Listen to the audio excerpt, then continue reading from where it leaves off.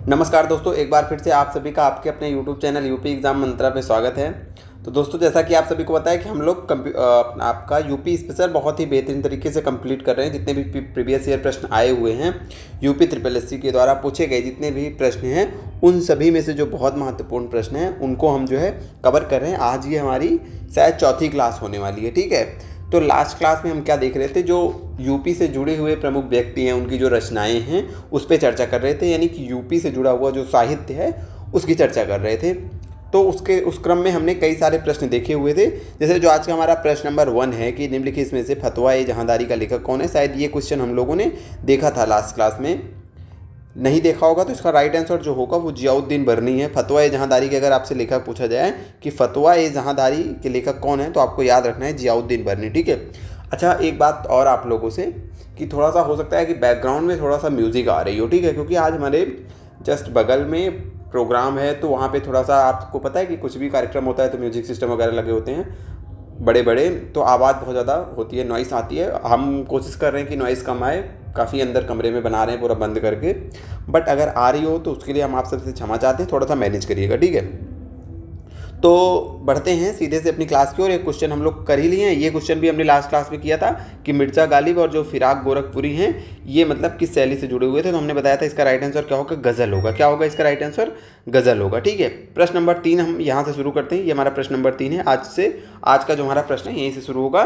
प्रश्न क्या है हमारा कि उत्तर प्रदेश में सांख्यिकी पत्रिका प्रकाशित, कौन सी पत्रिका, सांख्यिकी पत्रिका प्रकाशित करने के लिए कौन सी संस्था उत्तरदायी है। आपको बताना है कि सांख्यिकी पत्रिका इनमें से कौन सी संस्था जो है प्रकाशित करती है। पहला है कि आर्थिक मामलों का विभाग, वित्त मंत्रालय, भारत सरकार। तो ये पहली बात तो आपको ये याद रखना है कि ये जो संस्था है ये उत्तर प्रदेश की पत्रिका है। तो इसमें भारत सरकार जितने भी ऑप्शन है, गवर्नमेंट ऑफ इंडिया, उसको आप हटा दीजिए, ठीक है, जो सेंट्रल गवर्नमेंट के हैं। तो जैसे देखिए, आपका मान लो ये क्वेश्चन आपको पेपर में मिला, आपने बिल्कुल भी नहीं पढ़ रखा है, तो आप कैसे सॉल्व करेंगे। अब जैसे उत्तर प्रदेश जुड़ा हुआ है तो बहुत जनरल सी बात है कि ये कोई जो भी संस्था होगी वो उत्तर प्रदेश से ही जुड़ी होगी, ठीक है।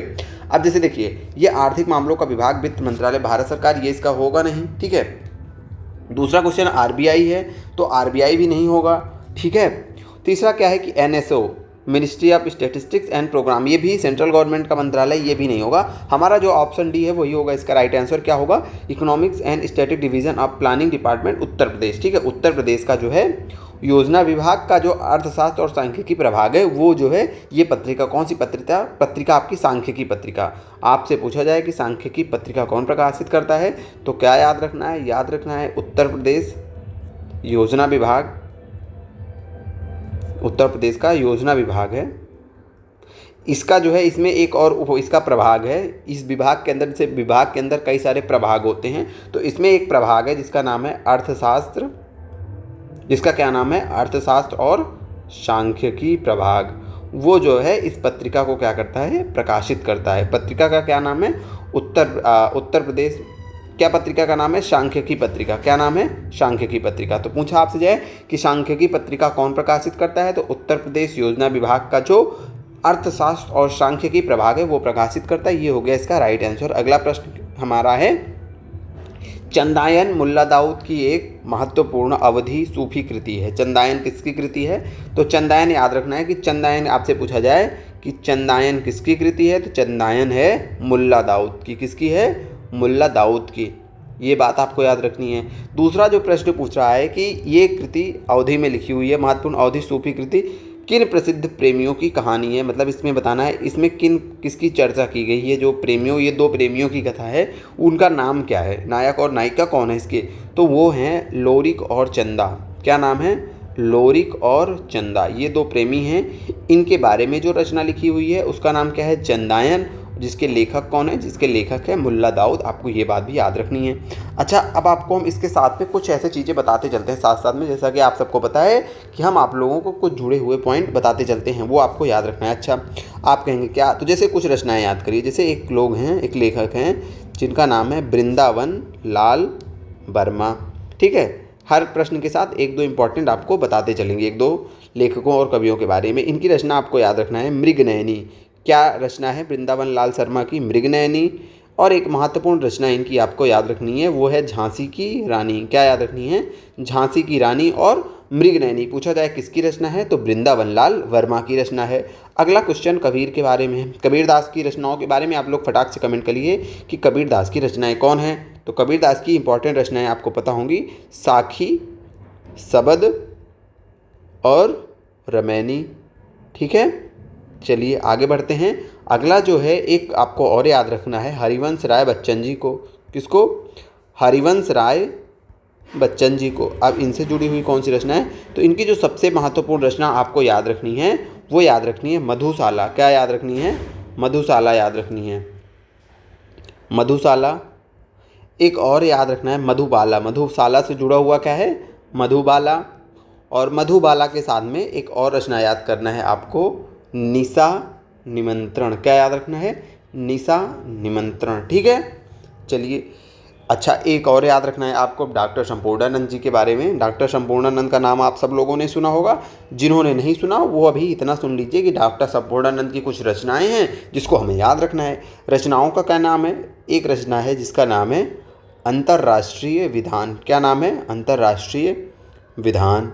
ठीक है, उसके बाद आपको याद रखना है भारत का देसी राज्य। भारत का देसी राज्य। ठीक है, ये दो रचनाएं आप इनके बारे में याद कर लीजिएगा। ठीक है, और महत्वपूर्ण रचनाएं जो इन लोगों के बारे में या किसी अन्य लेखक या कवि के बारे में आपको पता है उसको भी याद रखिएगा। ये हम महत्वपूर्ण बता रहे हैं अपने हिसाब से जो हमें लग रही है। ठीक है, अगली हम देखेंगे जयशंकर प्रसाद जी की। जयशंकर प्रसाद का नाम आप सब लोगों ने पढ़ा होगा। इनका जीवन परिचय, इनकी रचनाएं इंटर या हाई स्कूल में आपने अवश्य ही मतलब ये जयशंकर प्रसाद को आपने पढ़ा होगा। तो इनकी सबसे जो एक महत्वपूर्ण रचना है सबको आप पता होगी, कामायनी। बहुत ही इनकी लोकप्रिय रचना है। ठीक है, कामायनी के बाद कंकाल याद रखिएगा, ये भी इनकी बहुत महत्वपूर्ण रचना है। ठीक है, और कंकाल के बाद इरावती। ठीक है, इरावती। इरावती के बाद एक और रचना आपको याद रखनी है, कंकाल हो गई, इरावती। एक सेकंड, पेन की साइज़ थोड़ा सा एडजस्ट करते हैं, थोड़ा सा लिखने में कम मज़ा आ रहा है। ठीक है, इरावती। इरावती के बाद तितली याद रखिएगा। तितली के बाद एक और रचना याद करिएगा, ध्रुव स्वामिनी। क्या याद करिएगा? ध्रुव स्वामिनी। ठीक है, ये रचना भी आपको याद रखनी है। चलिए इसी के साथ कोशिश करते हैं कि एक दो आप लोगों को और बताते हैं। अब देखेंगे हम लोग किसका देखें तो देख लेते हैं सुमित्रा नंदन पंत का। किसका? सुमित्रा नंदन पंत जी की। चलिए कमेंट करके बताइए कुछ महत्वपूर्ण रचनाओं के बारे में। सुमित्रा नंदन पंत की कुछ महत्वपूर्ण रचनाएं आप लोग भी बताइए। वीणा, ग्रंथि, ये इनकी प्रमुख रचनाएं हैं।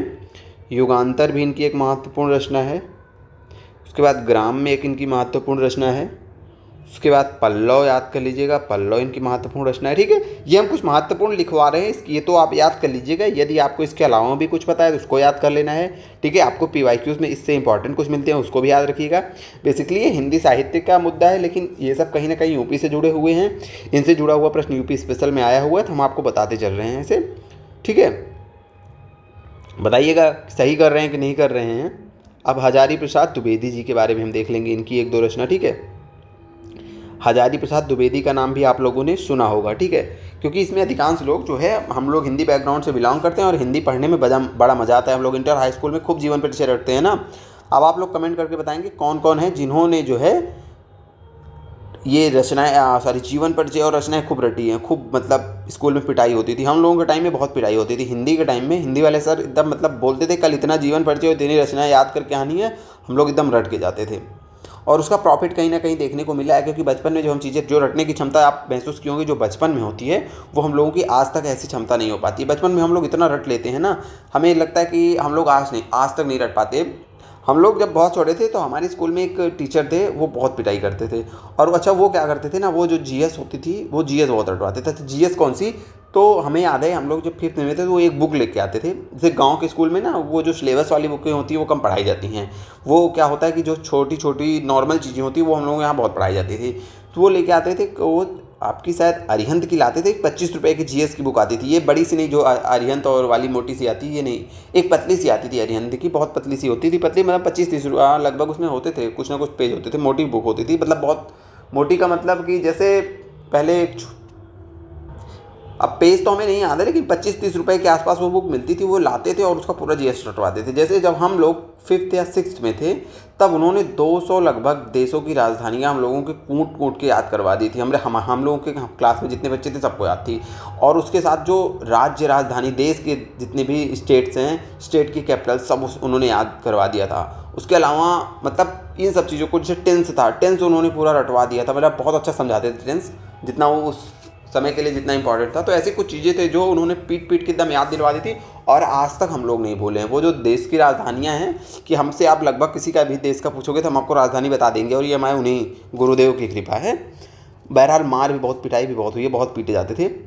थोड़ा सा टॉपिक से भटक गए थे, थोड़ी सी चीज़ थी दिमाग में, आगे चीज़ें तो बता दी हमने आपको। चलिए देखते हैं, हजारी प्रसाद द्विवेदी जी के बारे में चर्चा कर रहे थे। तो हम चर्चा ये कर रहे थे कि आप लोगों ने बचपन में इंटर या हाई स्कूल में खूब जीवन परिचय और रचनाएं रटी होंगी, ये सब वहीं से हैं।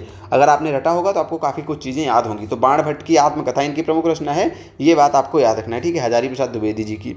अच्छा, उसके बाद मलिक मोहम्मद जायसी की याद करिएगा, ठीक है, मलिक मोहम्मद जायसी जी की, मलिक मोहम्मद जायसी। आज हम आपकी क्लास बहुत रात में रिकॉर्ड कर रहे हैं, उसका रीज़न यही है कि प्रोग्राम था बगल में, तो काफ़ी वहाँ लेट हो गया। होता है ना कि नहीं कर पाते आप चाह के भी समय से चीज़ें कभी कभी। तो हालांकि हमने सोचा कि थोड़ी सी लेट नाइट ही क्लास रिकॉर्ड कर दें, आपको अपलोड कर दें, ताकि क्लास में गैप ना हो। क्योंकि अगर आज नहीं अपलोड करेंगे तो इस मान लीजिए कल के लिए पेंडिंग कर देंगे तो फिर एक ही क्लास रिकॉर्ड हो पाएगी। तो दोनों क्लास आपको मिल जाएगी, थोड़ी लेट में आज इसको अपलोड कर देंगे और कल वाली कल रिकॉर्ड कर देंगे, ठीक है। तो मलिक मोहम्मद जायसी की एक रचना आपको याद रखनी है, क्या, एक दो पद्मावत याद करिएगा। पद्मावत आप सबको पता है, बहुत इंपॉर्टेंट रचना है। और अखरावट इनकी एक रचना है, अखरावट याद कर लीजिएगा। और आखिरी कलाम, ये आखिरी कलाम, ये याद करिएगा, ठीक है। बढ़ते हैं आगे की ओर। ये कुछ हमने रचनाएं बता दी हैं, आप इसको याद कर लीजिएगा। पीडीएफ दे देंगे, पीडीएफ हमारे टेलीग्राम चैनल यूपी एग्जाम मंत्रा पे मिल ही जाता है, आप सबको पता है। बाकी क्लासेस अच्छी लगती हो तो अपने दोस्तों के साथ शेयर करिए। एंजॉय कर रहे हो इन क्लासेस को, आपको पढ़ने में, आपको रिवीजन करने में मज़ा आ रहा हो तो बिल्कुल देखिए क्लासेस को। क्लासेस जो यहाँ का कंटेंट दिया जा रहा है आपको उसकी वैल्यू पता होनी चाहिए, क्योंकि जो भी पढ़ रहे हैं रेगुलर उनको वैल्यू पता होगी। प्रश्न हमारा ये है अगला कि मुंशी प्रेमचंद के बारे में निम्नलिखित में से कौन सा कथन सही है। बताना है आपको कि मुंशी प्रेमचंद जी के बारे में कौन सा कथन सही है, ठीक है। पहला ऑप्शन हमारा है कि उनका जन्म उत्तर प्रदेश के वाराणसी जिले में हुआ था, ठीक है। दूसरा कथन है कि उनकी प्रमुख कृतियों में प्रेमा गोदान शामिल हैं। तीसरा कथन है कि उनकी मृत्यु 8 अक्टूबर 1966 को हुई। अब स्टेटमेंट हमारा है कि कथन 1 और कथन 2 दोनों सही हैं। दूसरा एक कथन केवल एक सही है। तीसरा है कि दोनों कथन ए और सी सही हैं। चौथा है कि कथन सी सही है। देखिए अब हम इसको देखते हैं। पहला हमारा कथन क्या है कि इनका जन्म उत्तर प्रदेश के वाराणसी जिले में हुआ था। ये बात बिल्कुल सही है कि इनका जन्म वाराणसी में ही हुआ था, ठीक है। दूसरा कथन है कि इनकी प्रमुख कृतियों में प्रेमा गोदान शामिल है, बिल्कुल शामिल है। अगला जो कथन है कि ये 1966 में इनकी मृत्यु हुई थी, तो इनकी मृत्यु 1966 में नहीं बल्कि 1936 में हुई थी। कब हुई थी? 1936 में हुई थी। तो यही हमारा कथन गलत है, ठीक है। ये भी याद करिएगा कि 1936 में हुई। तो ऑप्शन ए और बी सही है। कौन सा ऑप्शन है हमारा? हमारा ऑप्शन ए और बी। तुम्हारा स्टेटमेंट, पहला स्टेटमेंट हमारा क्या हो गया? Right answer. ये बात आपको याद रखनी है। क्या हो गया हमारा? ऑप्शन ए, ये राइट आंसर हो गया, ठीक है। अगले प्रश्न की ओर बढ़ते हैं। तो आज का अगला प्रश्न है कि मैथिली शरण गुप्त के बारे में बताना है कौन सा कथन आपका सही है, ठीक है। तो ये सब देखिए, ये सब कहीं ना कहीं उत्तर प्रदेश से जुड़े हुए हैं, तो इसीलिए इनसे जो जुड़े हुए क्वेश्चन है वो यूपी स्पेशल में आते हैं रेगुलर। अब जैसे क्या है कि मैथिली शरण गुप्त के बारे में बताना है। उनका जन्म उत्तर प्रदेश के झांसी जिले में हुआ था, पहला ऑप्शन है। दूसरा है उनकी प्रमुख कृति रंग में भंग थी, ठीक है। बताना है आपको कि मैथिली शरण गुप्त की जो प्रमुख कृति थी वो क्या थी? रंग में भंग। आगे देखते हैं अगला प्रश्न क्या है कि रविन्द्रनाथ टैगोर ने उन्हें राष्ट्रकवि की उपाधि दी थी। अब इसमें भी देखना है कि कौन सा कथन, स्टेटमेंट देखना है। तो पहले हम देख लेते हैं कथन। क्या उनका जन्म उत्तर प्रदेश के झांसी जिले में हुआ था? बताइए हुआ था कि नहीं? तो हुआ था, ठीक है। अगला है कि उनकी प्रमुख कृति रंग में भंग थी, तो ये भी सही है। ये जो रविन्द्रनाथ टैगोर लिखा है यहाँ पे कि इनको जो है राष्ट्रकवि की उपाधि, तो इनको राष्ट्रकवि की उपाधि महात्मा गांधी ने दी थी। किसने दी थी? महात्मा गांधी ने, जहाँ तक हमें याद आ रहा है। कमेंट करके बताइएगा कि क्या सही में महात्मा गांधी ने दी थी या किसी और ने दी थी। ये आपको कमेंट करके बताना है कि रविन्द्रनाथ टैगोर को ये राष्ट्रकवि की उपाधि किसने दी थी, ठीक है। ये रविन्द्रनाथ टैगोर ने तो नहीं दी थी, ठीक है। हमारे अनुसार महात्मा गांधी ने दी थी। अब आप सर्च करिएगा और बताइएगा किसने दी थी, ठीक है। तो इसका क्या होगा? स्टेटमेंट सी गलत हो गया, ए और बी सही है। तो कौन सा ऑप्शन होगा हमारा? पहला ये है कि दोनों कथन ए और बी सही है, तो यही हो जाएगा इसका राइट आंसर। अब मैथिली शरण गुप्त के बारे में, मैथिली शरण गुप्त जी हमें मिल ही गए हैं, तो इनके बारे में कुछ और देख लेते हैं। अब गुप्त जी के कुछ प्रमुख और कृतियों को देखते हैं। तो मैथिली शरण गुप्त लिखिए, मैथिली शरण गुप्त जी। इनकी कुछ प्रमुख कृतियों को हम और देखते हैं, क्या है इनकी प्रमुख कृति। तो साकेत याद रखिएगा, साकेत हो गई, और यशोधरा याद रखिएगा, ठीक है। और यशोधरा के बाद जयद्रथ वध याद रखिएगा, जयद्रथ वध याद रखिएगा, और भारत भारती याद रखिएगा, भारत भारती याद रखिएगा, और द्वापर याद रखिएगा, ठीक है। ये इनकी कुछ प्रमुख रचनाएं हैं, कृतियां हैं, ये आपको ध्यान रखनी है। मैथिली शरण जी के बारे में आया था तो हमने सोचा कि आपको कुछ और पॉइंट बता दें। अगला है कि लेखकों और उनकी कृति, ठीक है। यहाँ पे लेखक का नाम लिखा हुआ है, यहाँ पे उनकी रचना का नाम लिखा है। आपको बताना है कि कौन सा कथन इसमें से गलत है, ठीक है। पहला है सूरदास अष्टसूर, दूसरा है महादेवी वर्मा छड़दा, तीसरा है जयशंकर प्रसाद प्रेम प्रतीक, अगला है मैथिली शरण गुप्त तिलोत्तमा, ठीक है। तो इसमें जो इसका राइट आंसर हो जाएगा वो हो जाएगा हमारा ऑप्शन ए, क्योंकि सूरदास की रचना अष्टसूर नहीं है। तो आप कहेंगे कि सूरदास की रचना ये नहीं है, तो ये बताइए कौन सी रचनाएं हैं। तो यहाँ पे हम लिख दे रहे हैं सूरदास की कुछ प्रमुख रचनाओं के नाम याद रखना है आपको। सूरसागर, ठीक है, सूरसागर याद रखना है। सूरसागर के अलावा सूरसारावली याद रखना है आपको। क्या याद रखना है? सूरसारावली, ठीक है। उसके बाद आपको साहित्य लहरी याद रखना है, साहित्य लहरी याद रखना है, बिल्कुल ठीक है। ये बातें नहीं भूलना है। अष्टसूर नाम की इनकी कोई कृति नहीं थी, कृति मतलब रचना, कोई रचना नहीं थी, और हमें गलत कथन की पहचान करना था तो ये गलत हो गया, ठीक है। महादेवी वर्मा की रचना छणदा है। कुछ और बता दें तो गिल्लू है, गिल्लू आपको याद रखना है।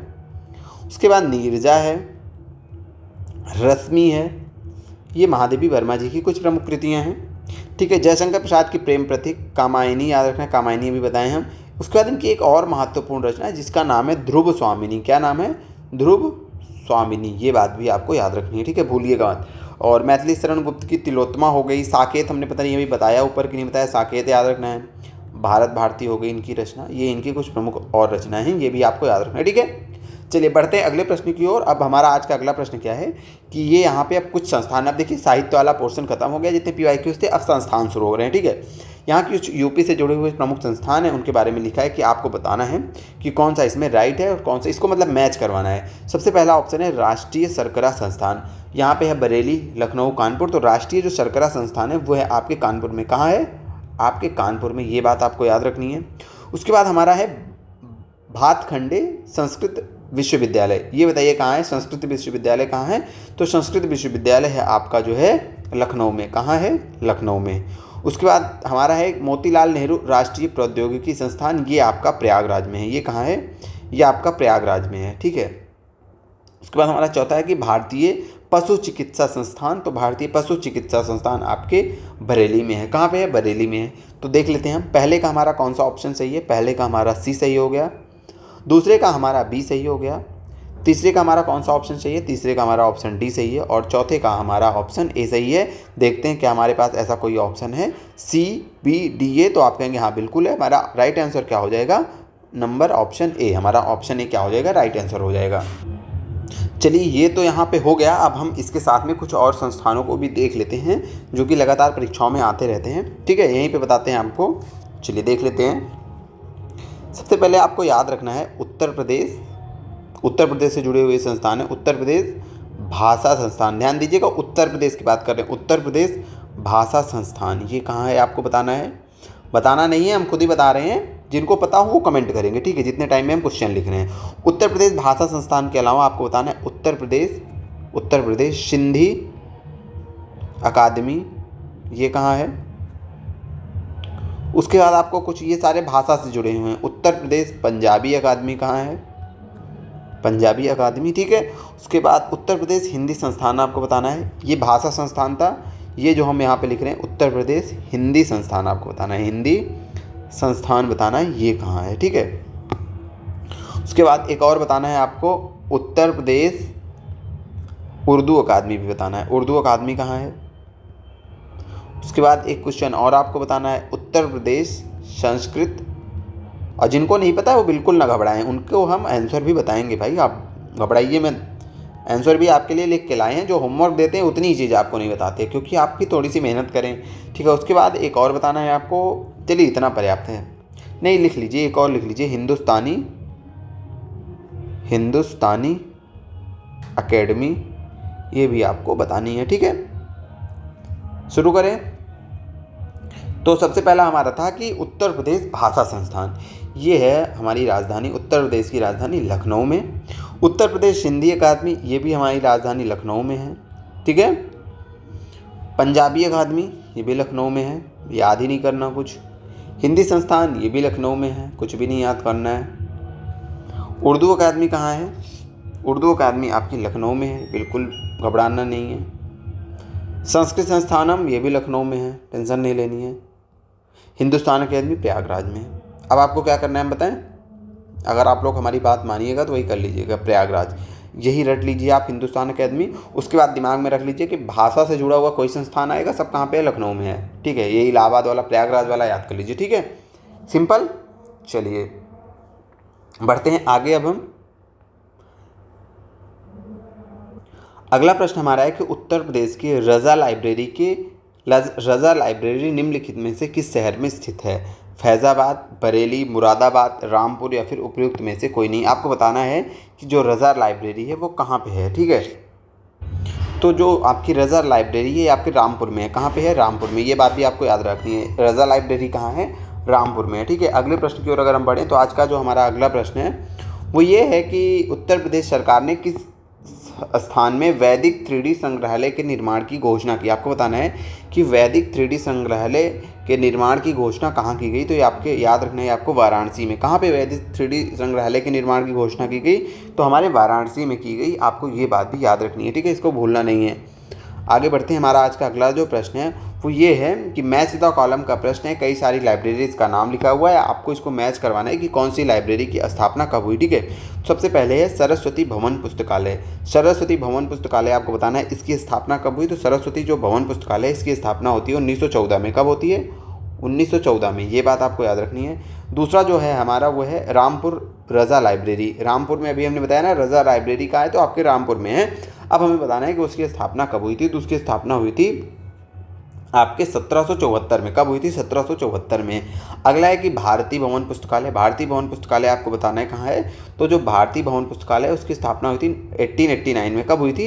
1889 में। इलाहाबाद पब्लिक लाइब्रेरी जो है ये कब बनी थी? तो इलाहाबाद जो पब्लिक लाइब्रेरी है ये आपकी बनी थी 1864 में। कब बनी थी? 1864 में। देखते हैं हमारा पहले का कौन सा ऑप्शन सही है। पहले का हमारा चौथा सही है, दूसरे का हमारा तीसरा सही है, और तीसरे का हमारा दूसरा सही है, और हमारे चौथे का पहला सही है। तो देखिए ऐसा कोई ऑप्शन है 4, 3, 2, 1, तो आप कहेंगे हाँ बिल्कुल हमारा ऑप्शन एक क्या है? राइट आंसर है।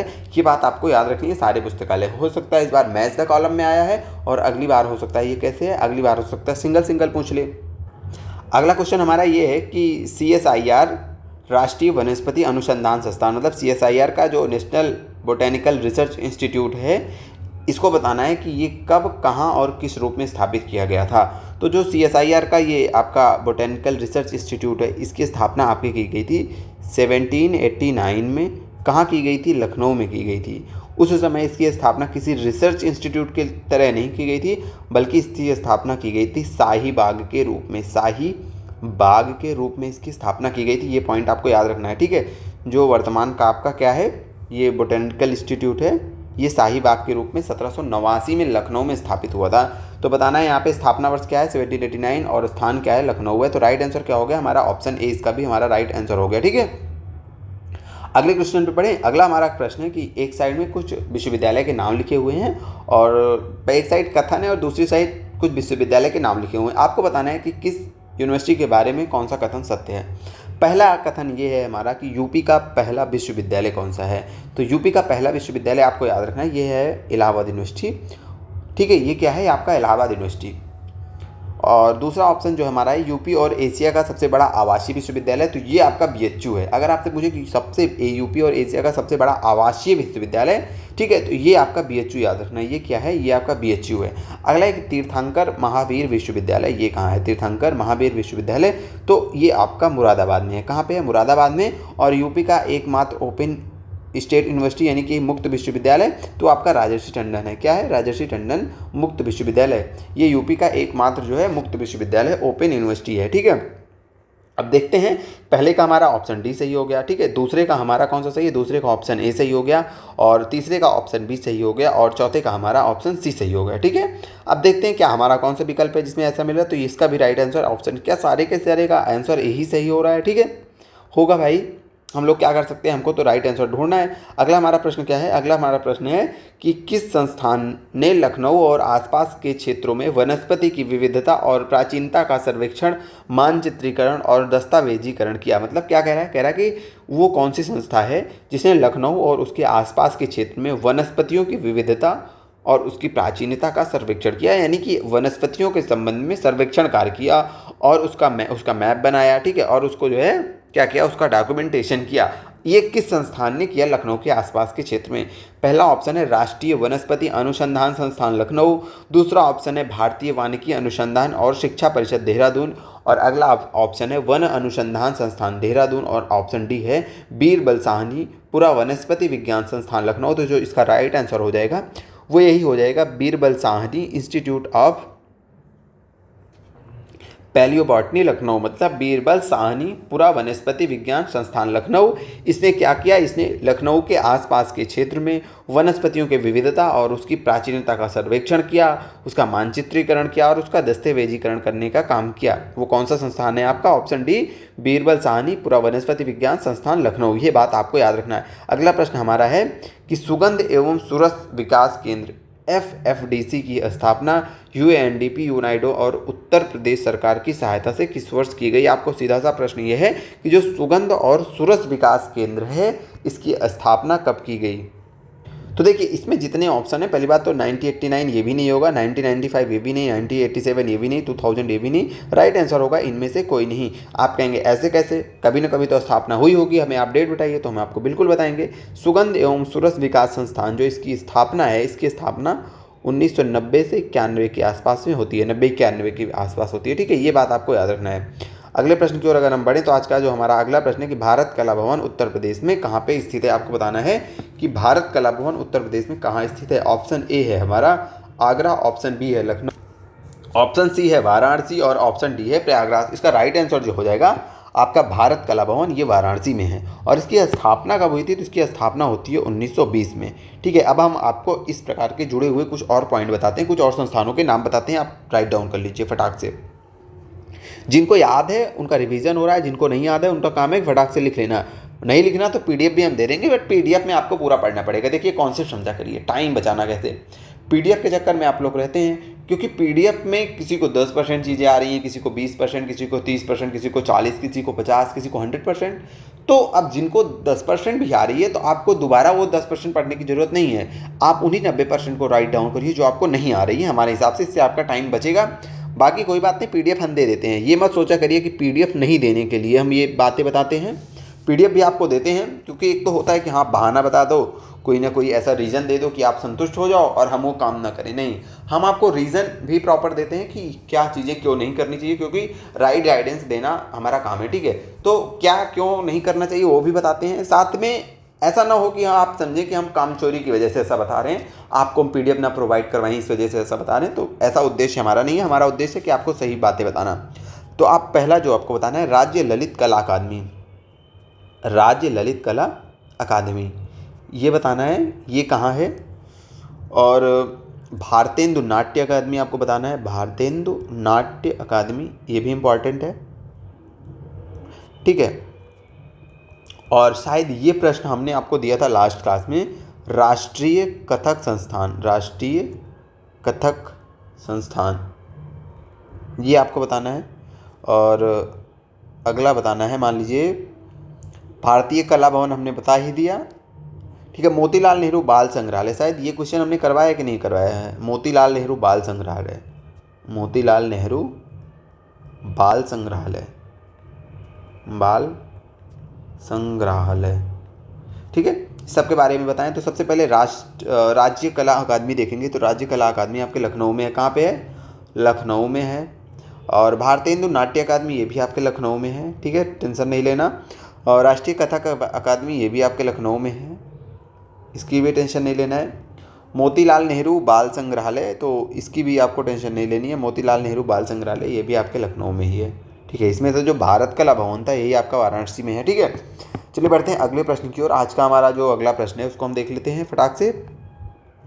लखनऊ स्थित बाल संग्रहालय चिल्ड्रन म्यूजियम की स्थापना कब हुई थी? तो अभी हमने बताया कि जो मोतीलाल नेहरू बाल संग्रहालय है उसकी स्थापना, वही मोतीलाल यहाँ पे नहीं लिखा है, बाल संग्रहालय ही है, उसका नाम मोतीलाल नेहरू है, उसकी स्थापना 1957 में होती है। तो यदि सन आ रहा है तो हम सबका सन भी देख लेते हैं। तो राज्य ललित कला अकादमी, इसकी स्थापना का वर्ष है 1962, आपको याद रखना है। ठीक है, क्योंकि ये क्वेश्चन आ गया तो हम देख लेते हैं। भारतीय नाट्य अकादमी लखनऊ, इसकी स्थापना हुई है आप भारतेंदु नाट्य अकादमी, ये आपको याद रखना है 1975। ठीक है, राष्ट्रीय कथक संस्थान, इसके बारे में आपको याद रखना है, इसका सन जाने दीजिए। मोतीलाल नेहरू बाल संग्रहालय लखनऊ, इसकी स्थापना हुई है आपकी 1957 में, अभी हमने देखा। और भारत कला भवन, इसके बारे में बता दिया 1920 में इसकी स्थापना होती है। ठीक है, राष्ट्रीय कथक संस्थान का देख लीजिएगा, हमें अभी याद नहीं आ रहा है, बेसिकली बात ये है। ठीक है, तो देख लीजिएगा देखना चाहें तो। आगे बढ़ते हैं, अगला प्रश्न जो हमारा है कि बनारस हिंदू विश्वविद्यालय की स्थापना कब हुई? अभी हमने क्या फैक्ट देखा बनारस हिंदू बीएचयू के बारे में, देखा कि उत्तर प्रदेश आपके एशिया का ये सबसे बड़ा आवासीय विश्वविद्यालय, एशिया का सबसे बड़ा आवासीय विश्वविद्यालय है। इलाहाबाद यूनिवर्सिटी के बारे में देखा कि इलाहाबाद यूनिवर्सिटी उत्तर प्रदेश का पहला विश्वविद्यालय है। ठीक है, और हमें अब इसी बनारस यूनिवर्सिटी के बारे में बताना है कि इसकी स्थापना किस वर्ष में हुई थी। तो आपको याद रखना है 1916 में। कब हुई थी? 1916 में, ये पॉइंट आपको याद रखना है। अगला प्रश्न हमारा है यूपी शिक्षा के संदर्भ में बीएचयू का पूरा नाम है, क्या है बीएचयू का पूरा नाम? अब इसको आप कमेंट करके बताएंगे, इसका राइट आंसर हम नहीं बताएंगे। क्वेश्चन नंबर 19 कमेंट करके बताएंगे। अभी हमने पढ़ा दी इनडायरेक्टली, इन चीज़ों को हमने बताया। देखते हैं आप लोगों का दिमाग काम कर रहा है कि नहीं कर रहा है, क्लास में इंटरेक्ट करते हैं कि बस आप केवल क्लास देखने आते हैं। हालांकि भातखंडे संगीत संस्थान विश्वविद्यालय उत्तर प्रदेश में कहाँ स्थित है? अब ये क्वेश्चन तो शायद हमने स्टार्टिंग में ही करवा दिया था। कुछ संस्थानों के नाम हमने आपको लिखवाए थे, शायद उनमें हमने इसका भी नाम लिखवाया था। एक सेकेंड, लिखवाया था कि नहीं लिखवाया था? नहीं लिखवाया था, हाँ ये देखिए यहाँ पे हुआ था, लिखवाया नहीं थी, यहाँ पे हुआ था।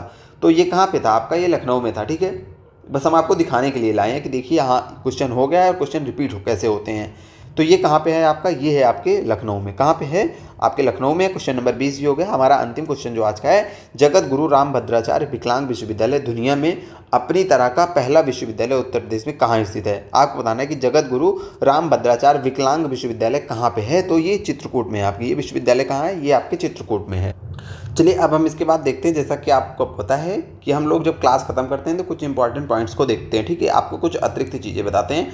आज की क्लास में हमारा 21 ही क्वेश्चन है। उसका रीज़न ये है कि हमने पहले ही बताया कि थोड़ा सा क्लास लेट नाइट रिकॉर्ड कर रहे हैं, पहला रीज़न। दूसरा रीज़न हमने स्टार्टिंग में बताया कि बगल में प्रोग्राम है तो थोड़ा सा नॉइस आ रही है और थके हुए भी हैं, काफ़ी रात हो गई है। तो हम बस कोशिश यही है कि क्लास में गैप ना हो, इसीलिए हम क्लास प्रोवाइड करवा दे रहे हैं आप लोगों को। क्वेश्चन थोड़ा सा कम है, 21 है, हालांकि क्वेश्चन कम नहीं है। 30 मिनट में हम लोगों ने 21 क्वेश्चन किया। अब इन 21 क्वेश्चनों के अलावा, इन 21 प्रश्नों के अलावा कुछ महत्वपूर्ण चीज़ों को देखेंगे। जैसे कि अभी हम क्या पढ़ रहे हैं, संस्थानों को पढ़ रहे हैं कि उत्तर प्रदेश के किस स्थान पे कौन सा महत्वपूर्ण संस्थान है। ठीक है, तो अब हम कुछ ऐसे आपको जिले वाइज लिखवा देते हैं, उस जिले में क्या महत्वपूर्ण है। 1-2 दिन में इसको खत्म कर देंगे। ठीक है, हर जिले में जो महत्वपूर्ण संस्थान है उनके बारे में हम आपको लिखवा देंगे। सबसे पहले आप देखिए कानपुर का। ठीक है, कानपुर में पहला आपको याद रखना है उत्तर प्रदेश वन अनुसंधान संस्थान। क्या? वन अनुसंधान संस्थान। ठीक है, ये आपको याद रखना है। और इसके अलावा आपको क्या याद रखना है इसमें? दूसरा याद रखिए कि भारतीय चमड़ा रंगाई एवं जूता संस्थान, चमड़ा रंगाई एवं जूता संस्थान ये कहाँ है आपके? तो ये भी आपको याद रखना है कि आपके कानपुर में। अच्छा, आपको पता है कि कानपुर को उत्तर भारत का मैनचेस्टर बोला जाता है। आप सबको पता था कि नहीं पता थी ये बात कि कानपुर को उत्तर भारत का क्या बोला जाता है? कानपुर को उत्तर भारत का मैनचेस्टर बोला जाता है। ये बात आपको याद रखनी है। ठीक है, और ठीक है, आज ये हो गया हमारा कानपुर का। बाकी कल कुछ चीज़ें लखनऊ के बारे में कल देखेंगे। ठीक है, थोड़ी थोड़ी चीज़ें, थोड़े थोड़े पॉइंट्स बताते चलेंगे तो आपका रिवीजन होता चलेगा। ठीक है, देखिए हमारी क्या आदत रही है पढ़ने की ना, हम अपनी आदत बताते हैं। थोड़ा सा 2 मिनट का डिस्कशन है। ठीक है, हमारी जो आदत है पढ़ने की, हम अपनी पार्टिकुलर बता रहे हैं कि हम एक दिन में ना एक टाइप की चीज़ों को बहुत लंबे समय तक नहीं पढ़ पाते। जैसे कुछ लोग होते हैं, उन्होंने इतिहास उठाया तो वो पूरा इतिहास पढ़ेंगे, 3-4 दिन में कंप्लीट करेंगे। ठीक है, कोई भी एक चीज़ उठाई तो वो पूरा पढ़ते हैं। मेरा माइंडसेट ऐसा नहीं है। कोई ये गलत तरीका नहीं है, बहुत अच्छा तरीका है। लेकिन मैं ऐसे पढ़ता नहीं हूँ, मैं क्या करता हूँ ना, चीज़ों को छोटे छोटे हिस्सों में बांट देता हूँ और डेली जो है उस हिस्से का कुछ भाग कंप्लीट करता हूँ। जैसे मैं डेली इतिहास का एक पेज पढ़ूंगा, डेली पॉलिटी का 1-2 पेज पढ़ूंगा, डेली ज्योग्राफी का 1-2 पेज पढ़ूंगा, डेली साइंस का 1-2 पेज पढ़ूंगा, करंट भी पढ़ूंगा, डेली सारी चीज़ों को पढ़ता हूँ, मतलब तोड़ तोड़ के चीज़ों को पढ़ता हूँ। तो ये हमारे पढ़ने का भी तरीका है। तो जैसा हमारा पढ़ने में माइंडसेट रहता है, हम वैसा पढ़ाने की कोशिश करते हैं। जैसे मैं पढ़ता हूँ तो मैं इसी तरीके से कि हाँ आज मैंने 3-4 संस्थान पढ़ लिए कानपुर के, कल मैं लखनऊ का पढ़ूंगा, तो उसी टाइप से मैं आपको पढ़ा रहा हूँ। पढ़ूंगा अभी मैं आपको और पढ़ाऊँगा, लेकिन अब कुछ और चीज़ बता देता हूँ। जैसे उत्तर प्रदेश विधान परिषद से जुड़े हुए कुछ पॉइंट आपको बता देते हैं आज, ठीक है। कहाँ से जुड़े हुए? उत्तर प्रदेश की विधान परिषद से जुड़े हुए कुछ चीज़ें हम आपको बताते हैं। देखिए, आपसे पूछे कि उत्तर प्रदेश के प्रथम, ठीक है, देखिए इधर हम लिखेंगे विधान, उत्तर प्रदेश में विधान परिषद भी है और विधानसभा भी है, ठीक है। द्विसदनात्मक व्यवस्था है, आपको पता होगा। अब आपका आंसर ये देना है कमेंट बॉक्स में कि कितने स्टेट हैं उत्तर प्रदेश के जैसे जहां विधान परिषद और विधानसभा दोनों हैं, ठीक है। विधान परिषद और विधानसभा दोनों हैं, यानी द्विसदनात्मक व्यवस्था है कितने स्टेट में, आपको ये बताना है, ठीक है। अब ये हम क्यों लिख रहे हैं अभी आपको समझ में आएगा। अब दोनों में कॉमन बताते चलेंगे। आपसे पूछे कि प्रथम, सबसे पहले हम विधान परिषद का ही देख लेते हैं, ठीक है। आपसे पूछे कि विधान परिषद का प्रथम सभापति कौन था, प्रथम सभापति कौन था, ठीक है। जिनको आंसर पता है फटाफट आंसर बताएं। उसके बाद आपको दूसरा क्वेश्चन बताना है कि कुल सदस्यों की संख्या कितनी है, कुल सदस्यों की संख्या कितनी है, ठीक है। तो प्रथम सभापति जो थे वो, उनका नाम था आपके श्री चंद्रभाल जी, श्री चंद्रभाल जी। और कुल सदस्यों की संख्या जो यूपी विधान परिषद की है वो 100 है। पॉलिटी में पढ़े होंगे कि विधान परिषद के सदस्यों का कार्यकाल कितने टाइम का होता है, इनका कार्यकाल होता है 6 वर्ष का। कितने वर्ष का? 6 वर्ष का। उसके बाद आपको ये भी पता होगा कि प्रत्येक 2 वर्ष में कितने, प्रत्येक 2 वर्ष में 1/3 सदस्य क्या हो जाते हैं, सेवानिवृत्त हो जाते हैं। क्या हो जाते हैं? सेवानिवृत्त हो जाते हैं। एक आर्टिकल भी हम आपको बता दे रहे हैं इसी के साथ में, आर्टिकल अनुच्छेद जो आपका 169 है उसमें इसके गठन या फिर समापन का प्रावधान लिखा हुआ है। ये बात आपको याद रखनी है, ठीक है। इतनी चीज़ें हमने आपको बता दी विधान परिषद के बारे में। अब आप कहेंगे कि एक विधानसभा के बारे में बताइए, नहीं तो विधानसभा के साथ क्या हो जाएगी, ये नाइंसाफ़ी हो जाएगी, ठीक है। तो बताते हैं बिल्कुल। विधानसभा के भी प्रथम अध्यक्ष कौन थे अगर आपसे पूछा जाए तो पुरुषोत्तम दास टंडन जी को याद रखिएगा। क्या, कौन थे? पुरुषों में जो उत्तम थे उनका नाम क्या था? पुरुषोत्तम, क्योंकि अब ये सबसे उत्तम थे तो ये क्या बन गए? विधानसभा। कहाँ की विधानसभा? उत्तर प्रदेश की विधानसभा के क्या बन गए भैया? अध्यक्ष बन गए, ठीक है। चलिए, अब आपसे पूछा जाए कि सदस्य संख्या कितनी है, सदस्य संख्या कितनी है, तो आप क्या बताएंगे कि 403 है। कितनी है? 403 है। अच्छा, ये आप बताइए कि विधान परिषद के सदस्यों का निर्वाचन कौन करता है? इनका निर्वाचन प्रत्यक्ष रूप से होता है कि अप्रत्यक्ष रूप से? विधानसभा का तो आप सबको पता है कि मतदाताओं के द्वारा इनका निर्वाचन, अगर सदस्यों का पूछे तो मतदाताओं के द्वारा प्रत्यक्ष रूप से निर्वाचन किया जाता है। बताइए, किया जाता है कि नहीं किया जाता? हाँ, किया जाता है। अब ये बताइए कि किस जिले में सबसे ज़्यादा विधानसभा सीटें हैं, किस जिले में सबसे ज़्यादा विधानसभा सीटें हैं? तो आपको याद रखना है कि सर्वाधिक विधानसभा सीटें, किसको पता है? जिसको पता है कमेंट बॉक्स में बताइए कि सर्वाधिक विधानसभा सीट। ये बढ़िया क्वेश्चन है, देखते हैं कितने लोगों को पता है। ईमानदारी से बताइएगा कि सर्वाधिक विधानसभा सीट किस जनपद में है? तो आपको याद रखना है प्रयागराज में। कहाँ पे? प्रयागराज में है। कितनी सीट है? 12 सीट है। कितनी सीट है? 12 सीट है। ये आपको याद रखनी है, ठीक है। ये क्या बात रखनी है? आपको याद रखनी है, बिल्कुल भूलना नहीं है। अब हमने सदस्य संख्या यदि उत्तर प्रदेश में विधान परिषद और विधानसभा की देख ली तो हम आपको राज्यसभा और लोकसभा की भी बता देते हैं कितनी सीटें हैं। प्रश्न बताइए यहाँ से आता है कि नहीं आता है? आप कहेंगे बिल्कुल, परीक्षाओं में अगर आप बैठे होंगे तो यहाँ से प्रश्न आपको देखने के लिए मिला होगा। ये सब रिवीजन के लिए बता रहे हैं, तो हम रिवीजन के जैसी चीज़ों को करवा रहे हैं, ठीक है, जहाँ से क्वेश्चन आने की संभावना है, ठीक है। तो उत्तर प्रदेश में हम देखेंगे कि राज्यसभा में कितनी सीटें हैं और लोकसभा में कितनी सीटें हैं। ये आंसर इसका सबको पता होना चाहिए क्योंकि आप सब लोग पढ़ चुके हो। राज्यसभा में कितनी सीटें हैं? 31 सीटें हैं, ठीक है। लोकसभा में कितनी सीटें हैं? लोकसभा में 80 सीटें हैं। कितनी सीटें हैं? 80 सीटें। ये बात आपको याद रखनी बताइए। इतनी बातें आप बोलेंगे तो आप कहेंगे नहीं, हम इतनी बातों को बिल्कुल आज के बाद नहीं बोलेंगे, क्योंकि पेपर में हमें सारी बातें सही करनी है। अब हम आपको देते हैं आज का होमवर्क, ठीक है। होमवर्क, तो होमवर्क आपका क्या है, आपको हम दे रहे हैं रचना का नाम, ठीक है। आपको बताना है ये रचना किसकी है, ईमानदारी से बताइएगा। शेखर एक जीवनी, बताइए ये किसकी रचना है, कमेंट करके बताइएगा। पहला आपका होमवर्क ये है, ठीक है। होमवर्क आप लोग किया करिए, बाकी आपकी इच्छा है भाई, हम आपको बता सकते हैं क्या करना है क्या नहीं करना। अच्छा लगता हो तो इंटरेक्ट किया करिए, क्वेश्चन ढूंढा करिए, पता है तो आंसर बताया करिए, नहीं पता है तो पढ़ लिया करिए एक बार, ठीक है। बाकी आपकी इच्छा जो भी आप, ठीक है। अच्छा एक और बतानी है, ये भी लिख लीजिएगा, वोल्गा से गंगा, वोल्गा से गंगा, ये बताना है ये किसकी कृति है। तो बताइएगा आंसर आप लोग कि ये दोनों रचनाओं के लेखक कौन है, ठीक है। बाकी मिलते हैं कल आपसे फिर से एक बेहतरीन क्लास में। आशा करते हैं कि आज की क्लास आपको अच्छी लगी हो। क्लास अच्छी लगी हो तो दोस्तों के साथ शेयर करिएगा, ठीक है। पेपर में टाइम बहुत कम है, डिप्रेशन मत लीजिएगा, टेंशन मत लीजिएगा, तबीयत मत खराब करिएगा, बेहतरीन तरीके से पढ़ते रहिए, सिलेक्शन आपका होगा। इतनी मेहनत के साथ आप जुड़े हुए हैं तो बिल्कुल सिलेक्शन होगा, ठीक है।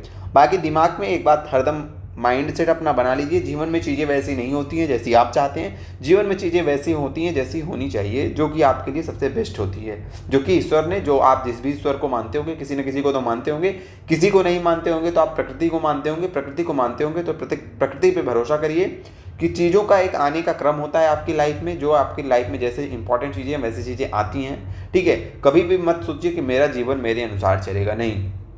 जीवन को समझिए एक नदी, और नदी की धार में बहते जाइए, उसी में आनंद आएगा। चीज़ों को अपने अनुसार करने की कोशिश करेंगे तो होगी टेंशन, डिप्रेशन, तो इससे बचते हुए जीवन में आगे बढ़ते चलिए। बाकी हमारी यही मनोकामना है कि आप सब इस बार बढ़िया बेहतरीन तरीके से 2026 में फाइनली सिलेक्शन लें और आपकी जो जीवन का संघर्ष है वो समाप्त हो, ठीक है। बाकी मिलते हैं फिर से किसी नई क्लास में। आज का वीडियो देखने के लिए आप सबका बहुत बहुत धन्यवाद। क्लास में किसी भी प्रकार की त्रुटि आपको लगती है, किसी भी प्रकार के सुझाव की आवश्यकता है तो वो अवश्य दीजिएगा।